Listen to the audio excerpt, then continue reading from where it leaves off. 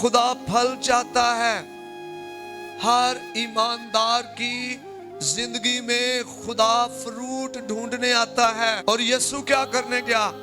अंजीर के दरख्त को दूर से उसने देखा, उसे भूख लगी थी और उसने देखा कि एक अंजीर का दरख्त है, हरे हरे पत्ते हैं, और फल ढूंढने गया लेकिन फल नहीं पाया।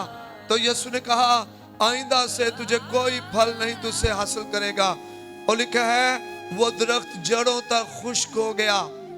बेफल शख्स खुश्क शख्स है, सूखा हुआ, जिससे किसी को कोई फायदा नहीं, ना उसकी अपनी जिंदगी, ना बागबान को, ना मालिक को, ना मुआशरे को। मसीह ईमानदार जो बेफल हैं, जिनकी जिंदगी में रुल्कुस का फल नहीं है, उनसे किसी को फायदा नहीं है, ना अपने आप को, ना उनके मियां बीवी को, ना घराने को, ना मुआशरे को।